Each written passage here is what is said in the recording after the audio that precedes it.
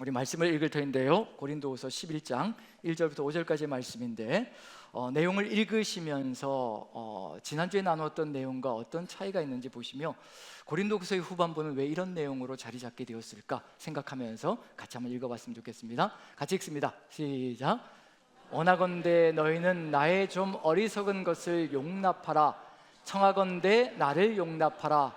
내가 하나님의 열심으로 너희를 위하여 열심을 내노니 내가 너희를 정결한 처녀로 한 남편인 그리스도께 드리려고 중매함이로다. 그러나 나는 뱀이 그 간계로 하와를 미혹한 것 같이 너희 마음이 그리스도를 향하는 진실함과 깨끗함에서 떠나 부패할까 두려워하노라. 만일 누가 가서 우리가 전파하지 아니한 다른 예수를 전파하거나 혹은 너희가 받지 아니한 다른 영을 받게 하거나 혹은 너희가 받지 아니한 다른 복음을 받게 할 때에는 너희가 잘 용납하는구나. 나는 지극히 크다는 사도들보다 부족한 것이 조금도 없는 줄로 생각하노라. 아멘, 아멘. 뭔가 부딪힘이 있다는 느낌이 듭니다. 뭔가 바울과 고린도 교회 성도들 사이에 뭔가 지난주에는 화해가 일어난 것 같았는데 뭔가 후반부에 넘어가면서 또 뭔가가 움직이고 있다는 느낌이 듭니다. 맨 마지막 절을 보면요, 나는 지극히 크다는 사도들보다 부족한 것이 조금도 없는 줄로 생각하노라. 크다, 작다, 그리고 넘쳐난다, 부족하다, 이런 비교들이 지금 넘치고 있다는 것을 느껴볼 수가 있거든요. 고린도 교회 안에 지금 지극히 크다는 사도들은 12사도를 의미하는 것이 아니라요, 고린도 교회에 들어와서 고린도 교회를 흐리고 있는 유대인이라고 자칭하면서요, 또 고린도 교회를 어렵게 만들어가고 있는 이 거짓 사도들의 이야기를 지금 펼쳐가고 있는 중입니다. 뭔가 잘못된 것이 들어온 거지요. 그런 상황을 바울이 깨닫고 이제 이 이야기를 해나가고 있는 중인데, 바울이 크다는 사도들보다 부족한 것이 조금도 없다라는 얘기는 본인도 이제 크다는 그런 의미로 표현하고 있다는 점에서 이게 정말 바울이 하고 싶은 본심일까? 이걸 오해하게 되면 우리도 이제 그런 자랑을 하게 되는 일을 벌이게 되는 거죠. 근데 오늘 제목은, 본질은 무엇이냐면 바울은 여기로 우리를 이끌어갈 겁니다. 약한 그때의 강함이라. 우리는 강한 것을 추구할 때가 참 많습니다. 오늘 기도, 대표 기도를 통해서도 나온 것이 이 세상에 하도 강한 것, 화려한 것, 그리고 풍성한 것, 그리고 놀라운 것들을 추구하며 따라가다 보니까 교회도, 우리 성도들도, 목회자들도 똑같은 것을 추구하려고 할 때가 참 많습니다. 강해야 이길 수 있고, 그리고 많아야 다른 사람들보다 더 많은 것을 누릴 수가 있고, 그런 것들을 추구할 때가 있거든요. 약하고 연약하고 질병이 들고 이런 것들에 대해서는 부끄럽고 수치스러운 것으로 생각할 때가 참 많습니다. 그런데 바울은 분명히 선포합니다. 약한 그때 강함이라. 우리가 가장 약할 때 가장 강하다는 것을 이야기하는 것, 그리스도인의 본질, 사도성의 본질을 이야기하고 있습니다. 뭔가 문제가 있는 이 상황 속에서 정말 그리스도인다운 것이 무엇인가, 사도다운 것이 무엇인가를 이야기하고자 하는 것이 바로 이 속에 들어가 있거든요. 너희가 다른 예수를 전하는데, 다른 영을 전하는데, 다른 복음을 전하는데 어쩌면 그렇게도 그런 것들을 쉽게 받아들이고 있느냐? 어쩌면 우리 교회들도요, 대한민국 교회들도요, 전 세계 교회들도요, 어쩌면 다른 예수를 받아들이고 다른 영을 받아들이고 다른 복음을 받아들이면서 그것이 진짜 신앙인 줄 알고 세상과 견주면서 가려고 하는 그런 모습일 수가 있거든요. 그런데 그것이 절대 아니라는 것을 얘기하고 있는 것, 그것이 바로 고린도후서 후반부의 내용입니다. 왜 이런 내용이 될까? 지난주에 같이 나눴던 내용은 뭐였냐면요, 화해가 일어났어요.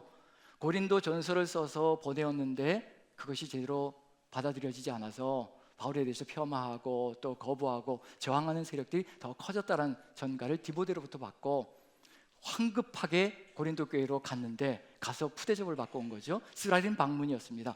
얻은 것은 아무것도 없고 오히려 관계만 더 악화되어져서 돌아온 겁니다. 그리고 간곡하게 눈물의 편지를 기록해서 엄하게, 때로는 또 간절하게 눈물의 편지를 기록해서 디도의 손에 들려서 보냈습니다.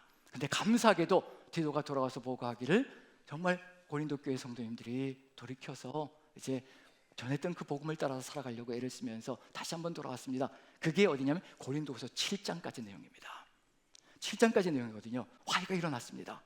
그리고 나서 이제 그 다음에 8장 9장에는 어떤 내용이 들어가냐, 이렇게 성령 충만함으로 다시 교회가 회복되면 반드시 가야 될 길이 있어요. 연합으로 가는 겁니다. 화합으로 가는 거거든요. 사도행전 속에서 분명히 들어가 있습니다. 성령 충만이 회복되어지면 고난과 역경 가운데서도 성령 충만이 회복되면요, 교회는 가는 길이 있습니다. 자기의 것을 내어서 서로가 하나로 연합되어지는 그런 교회가 이루어지는 거거든요. 그게 결론이거든요. 사도행전은 그것을 전반부에서 계속 강조했습니다. 자기의 것을 자기의 것이라 하지 않고 성령 충만함으로 서로가 나누면서 교회가 연합되어지는 것. 그래서 세상 사람들도 교회를 향하여서 정말 대단하다라고 칭송하는 일들이 벌어졌다는 것이 사도행전의 내용 속에 들어가 있습니다. 고린도후서도 그게 연결되거든요. 7장까지 다시 고린도 교회가 회복되어져서 이제 다시 또 믿음으로 돌아갔다고 하니까 8장 9장에는요 헌금에 대한 이야기를 합니다. 이제 헌금을 걷어야겠다. 왜냐하면 예루살렘 교회가 기근으로 지금 고통 가운데, 고난 가운데 있거든요. 유대인 공동체가 지금 고난 가운데 있습니다. 그래서 이방인 성도들이 헌금을 모아서 그것을 가지고 유대인 공동체를 향해서 이제 돕는 손길을 8장 9장에 펼쳐가고 있거든요. 이게 가야 될 결론이거든요. 이방인과 유대인이 하나 되어져서 하나로 어우러지는 성령 공동체, 그것이 고린도후서 8장 9장에 연결되어집니다. 그래서 고린도후서는 9장으로 딱 끝나면 너무도 좋은 완결이거든요. 그런데 10장부터 13장까지 4장으로 연결되어집니다. 거기에 수많은 질책들이 들어가 있고요, 또 부딪힘이 들어가 있습니다. 바울이 들었습니다. 고린도 교회에 문제가 발생할 수 있다는 거, 회복되어졌지만 또다시 문제가 발생되어서 또다시 교회가 무너질 수 있는 상황을 들은 겁니다. 그게 뭐냐면 거짓 사도들이 들어와서 자기들의 입지를 세우고 고린도 성도들을 이용해서 자기들이 자기 뜻을 이뤄가려고 하고 자기들이 원하는 것을 얻으려고 하는 그런 일이 벌어지기 시작하거든요. 근데 이 거짓 사도들이 하는 이야기들을 보면 어떤 내용이 주류를 이루고 있냐면 바울을 폄하하는 겁니다.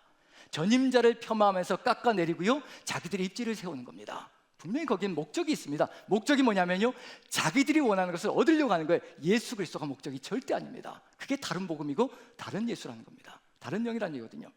우리의 삶의 여정 속에서 우리가 한번 생생하게 기억해 봐야 될 게 뭐냐면요, 나를 세우기 위해서 누군가를 깎아내리고 있는가, 그런 일이 벌어지고 있다면요, 거짓이 난무하기 시작한 겁니다.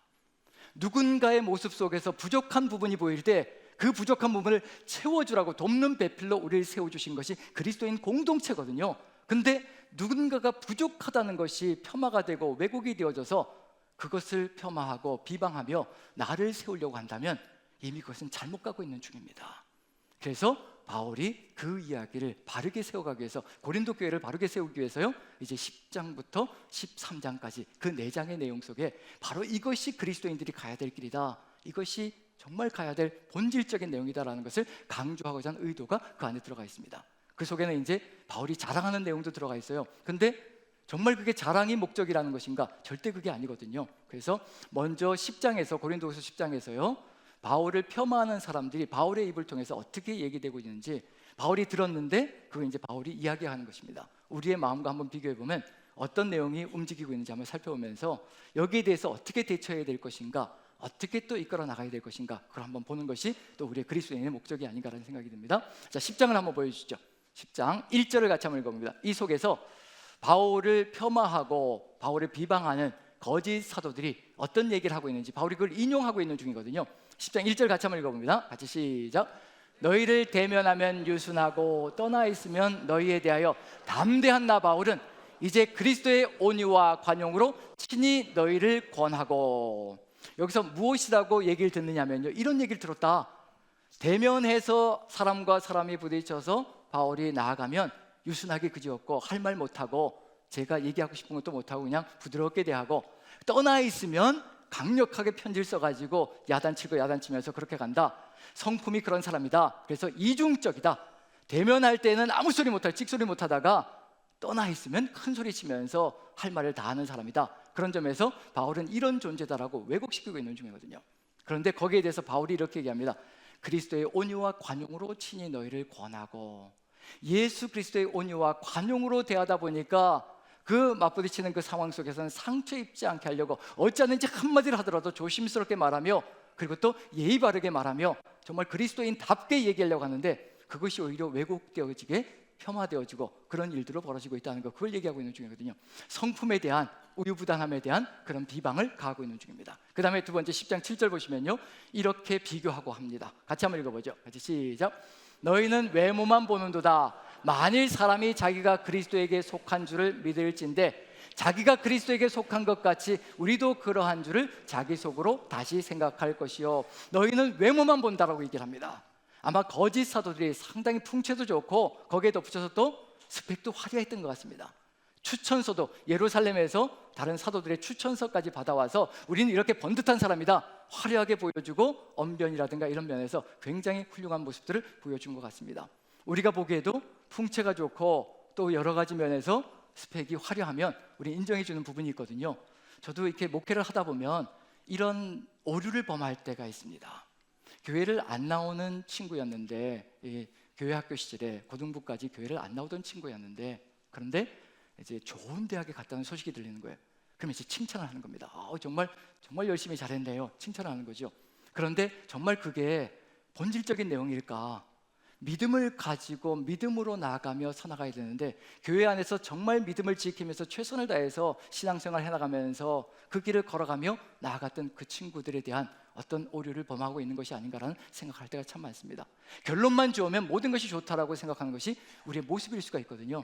지금 이 내용 속에서 바울의 외모는 보잘것이었거든요. 이게 이 바울에 대한 이야기 200년경에 쓰여진 책에 바울에 대한 외모에 대한 내용이 들어가 있어요. 여러분들이 한번 들으시면서 이런 사람이라면 한번 흠모할 만한 내용이 있을까 한번 살펴보시죠. 바울에 대해서 기록을 해놨는데 아마 전승이 연결되어져서 그때까지 연결된 것 같습니다. 바울은 키가 작고 다리가 휘었으며 그리고 이마가 벗어졌고 눈썹은 서로 붙어있고 그리고 매부리 코에다가 이게 짐작이 가시나요? 몸은 뚱뚱하고 어떤 느낌이 드시나요? 정말 흠모할 만한 아름다움이 있나요? 아무것도 겉으로 볼 만한 몸집으로 본다든가 어떤 풍채로 본다든가 아무것도 흠모할 만한 내용이 없습니다. 그런데 거기에 덧붙여서 아주 번듯하게 키도 크고 외양도 화려하고 그리고 스펙도 화려한 사람이 와서 얘기한다면 어느 쪽을 따라갈 것인가? 저하고 한번 비교해 보시죠. 만약에 제가 여기 서 있는데 이렇게 왜소한 이런 사람이 서 있는데 어느 날 갑자기 풍채가 180이 넘는 분이 딱 서서 듬직하게 서서 이렇게 말씀을 전한다면 어떨까요? 어느 쪽에 더 마음이 끌릴까요? 말도 잘해요. 그럼 어떨까요? 벌써 이제 표정들이 그걸 말이라고 묻냐? 짐작을 해보다 알 수 있지 않겠느냐? 그런 마음이 드는데 여기서 마찬가지로 그 사람들이 외모적인 것 여러 가지 스펙이라든가 화려한 것들을 과시하면서 바울과 비교하고 있는 중입니다. 바울은 아무것도 아니다. 거기에 덧붙여서 바울이 또 약점이 있지요. 이런 약점이 있습니다. 10장 10절 보시면요. 같이 한번 읽어보죠. 시작. 그들의 말이 그의 편지들은 무게가 있고 힘이 있으나 그가 몸으로 대할 때는 약하고 그 말도 시원하지 않다 하니 몸도 허옇게 빠졌다는 거면 질병이 있잖아요. 바울도 떠나기를 간절히 사모했고 기도했던 질병이 있거든요. 질병이 잔뜩 들어서 휘청거리는 몸을 가지고 그 왜소한 몸과 그 몸을 가지고 와서 말씀을 전할 때 그리고 화려한 풍채를 가지고 그리고 또 여러 가지 스펙을 가지고 증거하는 사람들이 있을 때 어느 쪽에 마음이 끌리겠냐는 얘기예요. 그 당시 로마 시대 그 당시에 로마 신 유베날리스가 한 말이 있거든요. 유명한 말이 있습니다. 뭐냐면 건강한 신체에 건전한 정신이 깃든다. 몸이 건강해야 정신도 건강해지는 거다. 그렇기 때문에 바울은 저렇게 몸이 저렇게 부실하고 질병으로 저렇게 있으니 그게 은혜가 되느냐 그런 비방을 하고 비난하는 그런 내용들이 가득히 들어찼던 것이 바로 그 내용 속에 들어가 있습니다. 그럼 여기서 뭐가 들어가야 될 것인가? 진정한 사도는 누구인가? 그게 고린도후서 10장부터 13장까지 내용이거든요. 정말 진정한 사도, 진정한 그리스도인은 어떤 존재인가? 화려한 것을 과시하는 존재인가? 뭔가 강하고 크고 위대하게 보여주는 것이 진정한 그리스도인인가? 그렇지 않은 존재가 그리스도인인가? 그 본질을 따져가는 겁니다. 그리고 갈라디아서로 넘어가면요, 이제 갈라디아 교회가 다음 책이 갈라디아서잖아요. 갈라디아 교회는요 다른 복음으로 완전히 무너져 있는 상태를 보여주는 겁니다. 그래서 갈라디아서로 가면 다른 복음이 무엇인지, 돌아가야 될 복음이 무엇인지 그걸 선명하게 보여줄 것이고요, 여기 고린도후서 10장부터 13장까지는요 그리스도인의 본질이 무엇인가, 진정한 사도는 어떤 존재인가, 진정한 그리스도인은 어떤 모습이어야 되는가, 그걸 역력하게 보여줍니다. 그래서 여기 이렇게 보여주는 것처럼 거짓 사도들이 이렇게 폄하하고 왜곡시키고 이런 길로 갈 때 바울도 이제 뭘 해야 될까요? 이렇게 거짓 사도들이 자기들을 자랑하면서 고린도 성도들을 유혹해 가니 바울도 자랑해야 될까요? 자랑하지 말아야 될까요? 어떨까요? 어떻게 해야 될까요? 같이 자랑해야 될까요? 자랑하지 말아야 될까요? 질문 드리는 겁니다. 그냥 쳐다보라고 말씀드리는 것이 아니고, 그래야 또 돌아가셔서 10장부터 13장까지 한 번 더 읽어보실 거잖아요. 그 내용 속에 어떤 내용이 들어가 있는지, 왜 이런 얘기를 하고 있는지 바울도 자랑을 합니다. 자기 자랑을 하는 거죠. 내가 부득불 자랑할 것이라. 그런데 본질은 자랑의 본질이 절대 아니라는 겁니다. 부득불 할 수밖에 없는데 이 자랑의 본질이 아니라 어디로 우리를 이끌어가는지 그걸 보시라는 얘기예요. 저도 이 10장부터 13장까지를 한 주 동안 계속 묵상하면서 제가 바울을 잘못 설교하고 있었구나, 바울에 대해서 잘못 증언하고 있었구나, 그게 본질이 아닌데 자꾸만 그것을 부각시켜 놓았구나, 그래서 제 마음도 부담스럽고 듣는 분들의 마음도 부담스러웠구나. 바울의 본질은 그게 아닌데, 제가 바울에 대해서 1장 설교를 하면서 그냥 은혜 누리면서 선포하고 나면요, 이제 집에 갈 때 아내가 그런 얘기를 합니다. 바울은 넘사벽이네요. 도저히 넘을 수가 없네요. 따라갈 수가 없네요. 그리고 자괴감을 느끼는 그런 이야기를 할 때가 있거든요. 우리의 모습이 그런 모습이 아닌가 싶습니다. 그런데 그건 우리를 본질을 깨닫지 못해서 그랬던 것 같다는 생각이 듭니다. 저도 마찬가지고요. 오늘 그 본질을, 그리스도의 본질, 사도의 본질을 찾아갑니다. 자, 바울이 자랑을 시작하는데요, 이렇게 이야기합니다. 같이 한번 보죠. 11장입니다 16절 같이 한번 읽어보죠. 16절 같이 시작. 내가 다시 말하노니 누구든지 나를 어리석은 자로 여기지 말라.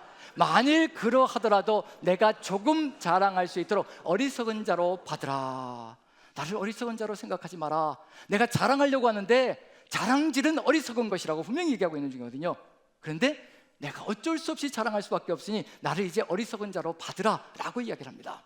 그럼 결국 우리가 교회 안에서 내가 했던 일들, 사역들에 대해서 자랑한다는 것은 뭐냐면요, 정말 어리석은 것이라는 것을 바울이 인정하고 있다는 얘기입니다. 우리도 그것을 분명히 인식해야 될 필요가 있고요.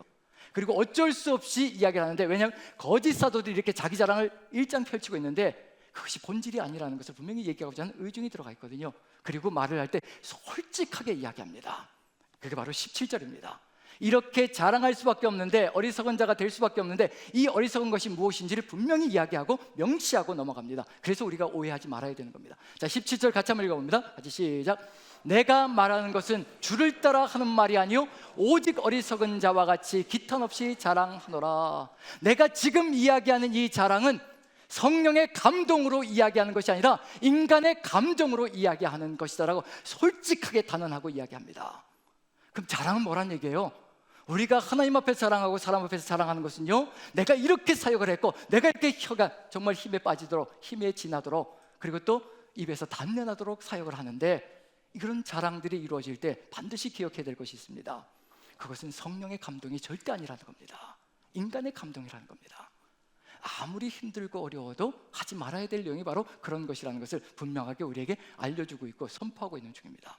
그럼 지금 우리가 가야 될 길이 무엇인지, 진정한 사도의 길이 무엇인지, 그리스도인의 길이 무엇인지를 알려주고 있는 중이거든요. 지금, 그리고 18절 같이 한번 읽어봅니다. 같이 시작. 여러 사람이 육신을 따라 자랑하니 나도 자랑하겠노라. 이것은 성령의 감동이 절대 아니다. 그렇지만 그들이 그렇게 하니 나도 이렇게 어리석은 자가 되어서 잠시 내가 자랑하겠노라. 그런데 이 자랑의 내용이요, 늘 바울을 인용하면서 바울은 이렇게 살았습니다, 우리가 어떻게 살아야 될까요? 그 얘기를 했던 내용으로 제가 늘 인용했던 내용입니다. 우리도 자주 인용하는 내용입니다. 그런데 그것이 얼마나 어리석은 것인지, 얼마나 주의 성령의 역사를 막는 것인지 그것을 분명히 알려주고 있는 중이거든요. 자, 그래서 그 다음 부분을 봅니다. 한번 같이 읽어보죠. 22절입니다 22절 같이 한번 읽어봅니다. 같이 시작. 그들이 히브리인이냐 나도 그러하며, 그들이 이스라엘인이냐 나도 그러하며, 그들이 아브라함의 후손이냐 나도 그리하며. 아마 지금 거짓 사도들이 어떤 존재냐면요, 자기들의 정통성을 주장하고 있는 것 같아요. 우리는 히브리인 중에 히브리인이고 이스라엘 사람이고 아브라함의 후손이다. 그래서 우리는 구약 성경의 정통에 있고 이 구약 성경을 지키지 않는다면 너희들은 무너질 수밖에 없다. 바로 이 길을 걸어가야 된다. 그러면서 자기들의 스펙을 내세우면서 화려한 외양, 혈통을 내세우면서 자랑질했던 것이 분명합니다. 거기에 대해서 바울 사도가 분명히 선포합니다. 나도 히브리인이다. 나도 이스라엘 사람이다. 나도 아브라함의 자손이다. 어느 누구도 폄하할 수 없다. 이것이 바로 내 삶의 모습이다 라고 얘기하면서 강력하게 자신의 혈통에 대해서, 자신의 근본에 대해서 주장합니다. 그리고 나서 23절부터요 이렇게 자신의 사역, 그들이 열심히 사역한다고 얘기하느냐, 하지만 나도 그렇다라고, 더 그렇다라고 얘기합니다. 23절 같이 한번 읽어보죠. 같이 시작. 그들이 그리스도의 일꾼이냐 정신없는 말을 하거니와 나는 더욱 그러하도다. 내가 수고를 넘치도록 하고 옥에 갇히기도 더 많이 하고 매도 수없이 맞고 여러 번 죽을 뻔하였으니. 뭐가 나타나기 시작하나요? 사역을 얼마나 열정적으로 했는지, 내가 얼마나 최선을 다해서 뛰어다녔는지, 내가 얼마나 많은 것들을 이뤄냈는지, 그리고 내 몸을 돌보지 않고 이와 같은 길을 걸어갔다라고 큰소리치며 그 일을 이루어가고 있는 중입니다. 그 이야기를 하고 있는 중이거든요. 자, 그 속에서 어떤 내용이 있는지 24절부터 27절까지 같이 한번 읽어봅니다. 우리가 바울을 위대하게 보는 부분이 바로 이런 부분들이거든요. 24절부터 27절까지 같이 한번 천천히 읽어보죠. 시작. 유대인들에게 40에 하나 감한 매를 5번 맞았으며 3번 태장으로 맞고 1번 돌로 맞고 3번 파선하고 일주야를 깊은 바다에서 지냈으며 여러 번 여행하면서 강의 위험과 강도의 위험과 동족의 위험과 이방인의 위험과 시대의 위험과 광야의 위험과 바다의 위험과 거짓 형제 중의 위험을 당하고 또 수고하며 애쓰고 여러 번 자지 못하고 줄이며 목마르고 여러 번 굶고 춥고 헐벗었노라. 바울을 이야기할 때 이렇게 사역했습니다. 바울 사도는 이렇게 자신의 모든 것을 내어놓고 이와 같은 길을 걸어갔습니다. 우리 중에 이와 같은 길을 걸어갈 수 있는 사람이 어디 있을까요? 만약에 한번 생각해 보시죠. 제가 저 자신을 생각해 보면서 이 바울 사도의 이 수많은 내용 속에서 딱 한 가지, 예수 그리스도를 믿는다는 것 때문에 제가 감옥에 갇혀서 몇 년간 감옥 생활을 했다. 그럼 어떻게 될까요? 저는 훈장 하나 달고 나오는 겁니다. 그때부터는요, 전국 방방곡곡을 돌면서 내가 어떻게 핍박을 받으며 감옥 생활을 하며 예수 그리스도를 믿고 따랐으며 이 간증과 고백 하나로 무엇을 할 것이냐, 내가 먹고 살고요, 거기에 덧붙여서도 인정받고 높임받는 길로 걸어갈 겁니다. 딱 한 가지만 있으면 됩니다. 근데 바울 사도는 이 수많은 것들이 있거든요. 정말 매맞고 헐벗고 굶주리고 이 모든 상황들 속에서 이방인의 위험, 동족의 위험, 그리고 또 모든 길의 위험, 이 모든 위험들을 다 겪으면서 이와 같은 길을 걸었다. 이것이 만약에 바울 사도의 입에서 계속되는 간증과 고백으로 연결되어 간다면 누가 영광을 받을 것인가? 바울 사도가 영광을 받을 것인가? 아니면 하나님께서 예수 그리스도께서 영광을 받으실 것인가? 한번 생각해 보시라는 얘기입니다. 오늘 찬양 속에서 어떤 찬양을 들으면 세상과 나는 간 곳 없고 오직 구속한 주만 보이도다. 우리의 간증은 이거거든요. 세상과 나는 간데 없이 다 사라져버리고 오직 구속한 주만 보이는 것. 여기서 누가 보이나요? 구속한 주가 보이나요? 아니면 바울 사도가 보이나요? 바울 사도의 위대함이 보일 수가 있거든요. 만약에 이와 같은 길로 우리 중에 한 분이 이와 같은 삶을 살아갔다면, 이와 같은 핍박을 겪으면서 살아갔다면 아마 전 세계를 돌면서 간증할 겁니다. 고백할 겁니다. 그리고 그것 하나로 인정받으면서 높임받고 그렇게 살아가는 삶이 될 겁니다. 예수 그리스도는 사라질 것입니다. 이것은 성령의 감동으로 하는 것이 아니라는 것을 분명히 고백하고 있는 중이거든요. 인간의 감정이라는 겁니다. 그 다음에 자랑하는 것이 뭘까요? 진짜 자랑하는 것이 무엇일까요? 이걸 자랑합니다. 그 자랑이 앞서가야 이 모든 것들이 해석이 되어지기 시작합니다. 이것이 어떤 의미인지를 이해할 수가 있고요, 우리도 이와 같이 걸어갈 수 있다는 것을 고백할 수 있는 것. 바울의 본질은 이게 아니거든요. 바울의 삶은 이게 아닙니다. 이게 바울 자신의 본질이라는 것을 고백하는 내용이 들어갑니다. 그 다음 내용을 한번 보시죠. 같이 한번 읽어봅니다. 30절입니다. 같이 읽습니다. 같이 시작. 내가 부득불 자랑할진대 내가 약한 것을 자랑하리라. 부득불 자랑할진대 내가 약한 것을 자랑할 것이라. 이제 진짜 이야기를 하겠다는 겁니다. 이 이야기는 오히려 안 하면 더 바울 사도의 삶에 더 나올 수 있습니다. 우리의 삶에도 나올 수 있고요. 그래서 우리는 부끄러운 역사는 빼버릴 때가 있거든요. 간증 고백할 때. 그런데 바울 사도는 이게 본질이라는 겁니다. 이게 바로 내 모습이라는 것을 얘기하고 있는 중이거든요. 내가 부득불 자랑할진대 내가 약한 것을 자랑하리라. 그런데 이 약한 것을 자랑하는 것은 누구도 인정해 주시냐면 바로 이분도 인정해 주신다는 겁니다. 바로 31절입니다. 같이 한번 읽어보죠. 시작. 주 예수의 아버지 영원히 찬송할 하나님이 내가 거짓말 아니하는 것을 아시느니라. 하나님께서도 이것은 아시고 계시고 이것을 인정해 주신다는 겁니다. 위의 것은 내가 주의 뜻을 따라서 얘기하는 것이 아닌데 이것은 바로 주의 뜻을 따라서 얘기하는 것이라는 겁니다. 이게 본질이라는 것을 얘기하고 있는 중이거든요. 그게 뭐냐면 32절, 33절입니다. 같이 한번 읽어보죠. 같이 시작. 다메섹에서 아레다 왕의 고관이 나를 잡으려고 다메섹 성을 지켰으나 나는 광주리를 타고 들창문으로 성벽을 내려가 그 손에서 벗어났노라. 자기 흑역사를 얘기하고 있는 중입니다. 정말 두렵고 무서워서 목숨이 아까워서 성령께서 이야기하지 않으시는데, 가라고 명령하지 않으셨는데 내 목숨 아까워가지고 창문으로, 그것도 바구니 속에, 광주리 속에 들어가서 내 몸을 숨기고 절대 들키지 않으려고 내 목숨을 살리려고 창문으로 내려가서 그렇게 도망쳤던 적이 있었는 것을 고백하고 있는 중입니다. 이게 내 본 모습이라는 겁니다. 바울이 고백하는 거거든요. 이게 바로 나다. 위에서 화려하게 살아갔던, 그렇게 핍박을 견디며 살아갔던 그 모습이 내 모습이 아니라 이게 실제 내 모습이라. 이 해석이 되니까 어떤 일이 벌어지나요? 그렇게 살아갔던 그 엄청난 핍박을 견뎌냈던 그 모든 것들이요, 하나님이 함께하지 않으셨으면 절대로 이루어질 수 없었다는 것을 고백하는 겁니다. 그게 바울의 고백입니다. 나는 이런 존재라는 얘기거든요.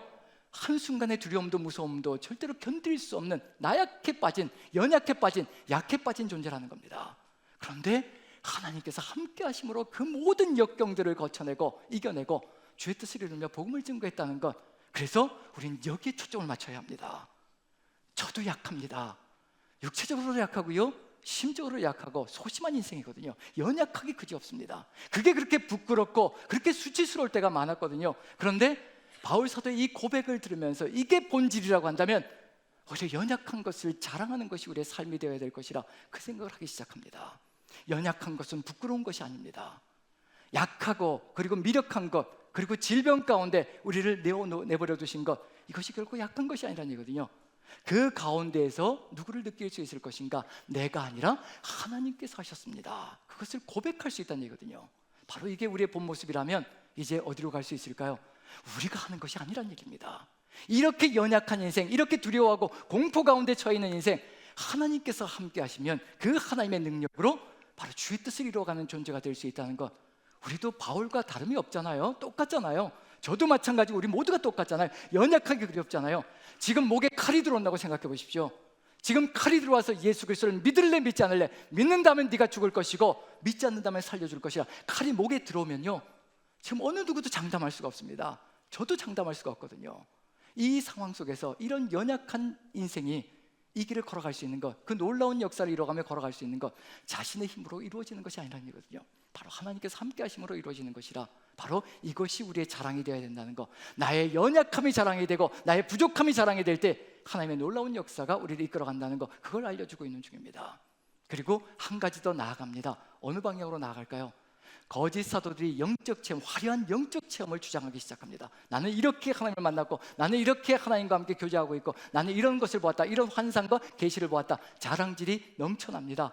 그래서 바울도 나도 본 것이 있다라고 고백하는 역사가 12장으로 넘어가면 나타납니다. 거기에 무슨 일이 벌어질까? 정말 3층 천에 올라가, 셋째 하늘에 올라갔거든요. 낙원에 올라갔거든요. 말로 다 할 수 없는 것을 보았다라고, 들었다라고 얘기를 하고 있거든요. 그것 한 가지만 해도 뭐가 될 것인가? 낙원, 천국을 보고 왔다는데요, 자랑할 것이 얼마나 많겠습니까? 근데 거기에 대해서 어떻게 시작하고 어떻게 끝을 맺는지 보십시오. 본질이 무엇인지 보시라는 얘기입니다. 한번 봅니다. 12장을 봅니다. 자, 시작하고 끝날 때 어떤 말로 시작하고 어떤 말로 끝을 맺는지 보십시오. 이 화려하고 놀라운 환상 계시가 어떤 것인지 알려주는 겁니다. 자, 1절 같이 읽습니다. 시작. 무익하나마 내가 부득불 자랑하노니 주의 환상과 계시를 말하리라. 무익하나마로 시작하고 있습니다. 이 정도면 무익한 게 아니거든요. 제가 만약에 천국에 갔다 왔다라고 한다면 어떻게 될까요? 그것 하나로 평생을 먹고 살 겁니다. 그거 가지고 우려먹고 우려먹어서요, 전국 방방곡곡을 다니면서 간증 집회하면서요, 나 천국을 보았다. 그리고 이거 한마디 하면요, 껍벅 죽을 겁니다. 천국 갔더니 당신 이름이 없더이다. 이렇게 얘기하면 어떻게 될까요? 그 자리에서 무릎을 팍 꿇을 겁니다. 어떻게 해야 될까요? 그렇게 할 거거든요. 무서운 간증이 될 수가 있습니다. 나를 확 세워놓을 수 있거든요. 하나님은 저리 가버리고 예수 그리스도 떠나버리고요, 내가 서서 내 자랑이 가득히 들어찰 수 있거든요. 그런데 이 놀라운 환상 계시를 무익하나마, 불필요한 것이다, 아무 필요 없는 것이다, 유익하지 않다라고 얘기합니다. 왜냐하면요, 세상과 나는 간 곳이 없고 구속한 주만 보여야 하는데 내가 드러나는 것은 이미 죽음의 길로 가는 것이거든요. 그걸 이야기하고 있는 중입니다. 간증과 고백을 할 때 반드시 기억해야 합니다. 거기에 내가 위치하고 있는지, 주 예수 그리스도께서 위치하고 있는지, 나는 사라져 있는지, 주님의 영광만 드러나고 있는지 반드시 기억해야 될 필요가 있습니다. 이 놀라운 계시를 무익하다는 겁니다. 내가 믿지 못하니까 믿게 만들어 주시려고 나에게 보여주신 것인데 그게 모든 사람들에게 떠버리고 다니라고 보여주신 건 아니라는 얘기거든요. 자랑질하라고 보여주신 것이 절대 아니라는 겁니다. 그걸 얘기하고 있는 중이거든요. 누군가가 뭔가 보았다고 할 때 이렇게 생각하십시오.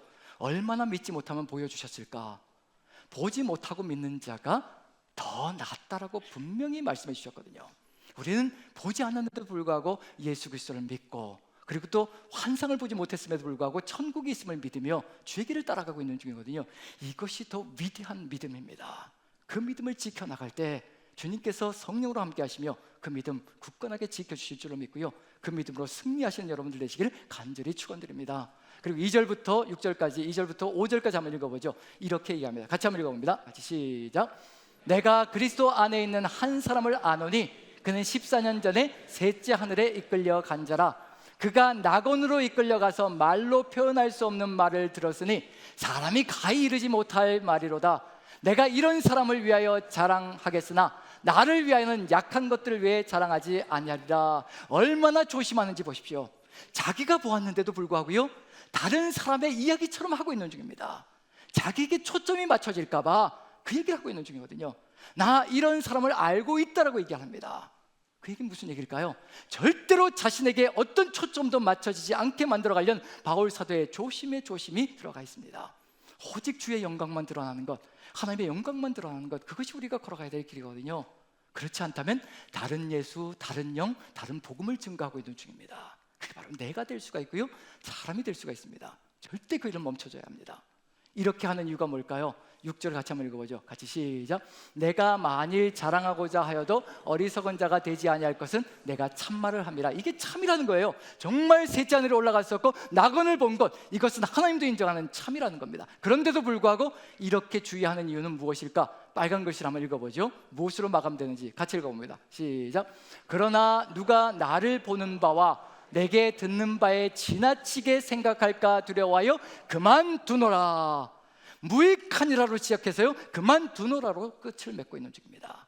내가 앞서갈까봐, 내가 드러날까봐, 하나님의 영광이 아니라 우리 구주 예수 그리스도의 그 십자가 보혈의 영광이 드러나는 것이 아니라 내가 드러날까봐 내가 무익하다 얘기하고 내가 그만둔다라고 얘기를 합니다. 이게 바로 가야 될 삶의 길이거든요. 우리가 드러나야 무슨 소용이 있겠습니까? 썩어질 인생이거든요. 풀은 마르고 꽃은 시들게 되어 있습니다. 그게 우리 인생이거든요. 꽃이 아무리 화려한들 화무십일홍이라고요, 열을 붉은 꽃이 없다라고 얘기를 합니다.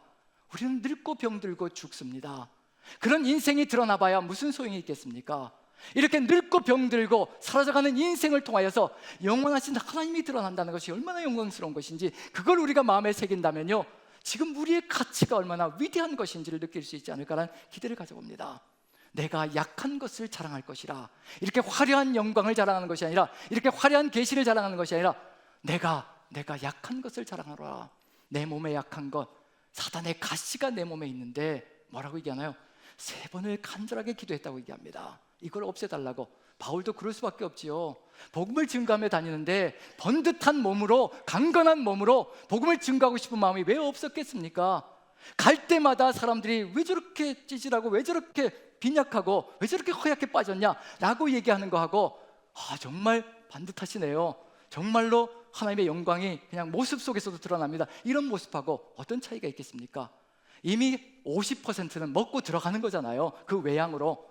근데 질병으로 비틀거리며 복음을 증거하기 위해서 갈 때마다 바울 사도도 가슴이 쓰렸을 겁니다. 내가 조금만 더 건강하면 더 복음을 더 전할 수 있고, 보는 사람들도 정말 복음을 믿고 따라가니까 저렇게 반듯하게 살아가는구나, 그런 생각을 할 수 있을 것이라는 거, 그 마음이 왜 안 들었겠습니까? 그래서 이 질병을 없애달라고 3번을 간절하게 기도했습니다. 전 예수님의 겟세마네 기도가 생각납니다. 땀이 피식하도록 기도했을 겁니다. 그 3번을요, 제발 주님, 내 영광이 아니라 주님의 복음을 제대로 증거하기 위해서 나에게 이 질병을 없애주시옵소서, 그 기도를 했을 겁니다. 하지만 내 원대로 마시고 아버지 뜻대로 해달라는 그 기도로 마감이 되어졌을 것이라 생각되고요, 그때 하나님께서 주시는 말씀이 있습니다. 우리가 기억하고 바라봐야 될 것, 이겁니다. 같이 한번 읽어봅니다. 9절부터 봅니다. 9절 같이 읽습니다. 시작. 나에게 이르시기를 내 은혜가 내게 족하도다. 이는 내 능력이 약한 데서 온전하여 짐이라 하신지라. 그러므로 도리어 크게 기뻐함으로 나의 여러 약한 것들을 자랑하리니 이는 그리스도의 능력이 내게 머물게 하려 함이라. 아멘, 아멘. 내 은혜가 내게 족하다. 내 은혜가 내게 족하다.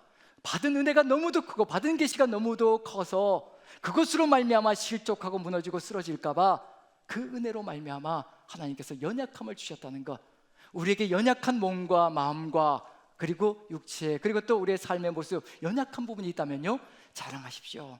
우리에게 많은 은혜를 주시겠다는 약속이기도 하고요, 또 은혜를 주셨습니다. 그 은혜로 말미암아 하나님만 자랑하게 하시려고 그러는 겁니다. 그리고 바울 사도가 기뻐한다고 얘기합니다. 사단의 가시라고 분명히 얘기했던 그것이 이젠 기뻐하는 도구가 되고 통로가 됩니다. 왜 그럴까요? 이는 그리스도의 능력이 내게 머물게 하려 함이라. 내가 살아보아야 얼마나 살겠습니까? 그리스도의 능력, 전능하신 능력이 내게 머물게 한다. 이 머물게 한다라는 단어는요, 장막을 친다라는 뜻입니다. 텐트를 치고 같이 머물고 거주하는 것을 얘기하는 겁니다. 내 평생에 오직 여호와의 능력, 하나님의 전능하심만이 나를 떠나지 않고 내 삶을 이끌어 간다면 어떤 역경 속에서도, 어떤 상황과 환경 속에서도, 어떤 질병 속에서도 오직 주의 영광 드러내는 삶을 살아가며 주님께서 역사하시는 통로가 될 것이라. 그래서 기뻐하며 약한 것을 자랑하는 존재가 됩니다. 10절을 같이 한번 읽어보죠. 그래서 이제는 이러한 것들이 마음에 더 깊이 다가오기 시작합니다. 그래서 그런 모든 고난들을 견뎌낼 수가 있습니다. 같이 한번 읽어보죠. 시작. 그러므로 내가 그리스도를 위하여 약한 것들과 능력과 궁핍과 박해와 곤고를 기뻐하노니 이는 내가 약한 그때 강함이라. 이것을 체험하고 나니까 내가 가장 약할 때 하나님의 전능하심이 나를 통과되며 그 감동과 감격을 누리고 나니까 이제는 약한 것이 수치스러운 것이 아니고 부끄러운 것이 아니고, 내가 심약한 것이, 두려워하는 것이, 공포스러워하는 것이 부끄러운 수치가 아니고 오히려 기뻐하며 자랑하는 것이 되었다는 것. 그래서 그것으로 말미암아 그 하나님의 능력, 그리스도의 능력으로 말미암아 궁핍도 능력도 박해도 공고도 기뻐하며 살아갈 수 있는 삶이 되었다라고 고백합니다. 바울 사도가 살아갔던 그 모든 삶이요, 자신의 능력으로 이루어진 것이 아니라는 것을 분명히 고백하고 있는 중입니다. 그가 살아갔던 모든 핍박의 삶들, 고난의 삶들, 복음을 증거하기 위해서 갖췄던 모든 어려움들, 그 모든 것들이 바로 그리스도의 능력으로 말미암아, 그 약함으로 말미암아 능력이, 자신의 능력이 되어서 쏟아서 나감으로 바로 이와 같은 길을 걸어갔다는 것을 마음에 새기며, 여러분들 삶 속에 약함이 있습니까? 저처럼 연약함과 소심함이 있습니까? 육체적인 또 허약함이 있습니까? 그리고 질병 가운데, 고통 가운데 거하고 있습니까? 그 연약함이 예수 그리스도의 능력이 통과되는 통로가 된다는 겁니다.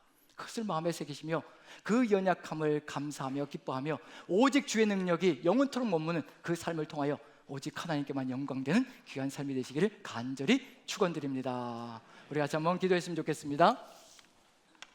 우리 주님께서 함께해 주셔서 우리가 어떤 연약함 속에 처해 있을지라도 그 연약함을 기꺼이 하나님의 뜻으로 받들고 그 연약함 속에서 그리스도의 능력이 펼쳐져 나가는 그런 통로가 되게 도와주옵소서. 우리도 바울 사도같이 아버지 연약함을 자랑하며 나가는 그런 존재 되게 도와주옵소서. 아버지께 간구하며 나아갑니다. 다 같이 기도하겠습니다. 사랑의 하나님, 우리 하나님께서 함께하여 주시고 은혜로 인도하여 주시어서 부족하고 미력한 인생길 오직 주께서 인도하시는 그 길 여정 속에 모든 연약함들까지도 나약함들까지도 아버지 부끄럽고 수치스러운 것이 아니라 하나님의 뜻을 이루어가는 통로가 되게 도와주옵소서. 아버지께서 전능하신 역사로 이루어 가시는 그 통로가 될 수 있게 이 연약함을 주님께 올려드리는 삶이 되게 도와주시옵소서. 그리하여 주의 뜻이 이루어지며 주의 영광이 가득 차는 삶으로 우리 남산 공동체 안에 주의 영광 가득히 채워 주시옵소서. 주께서 이 모든 간구의 기도 제목들을 이루어 가실 줄로 믿고 우리 구주 예수 그리스도 귀하신 이름 받들어 기도합나이다.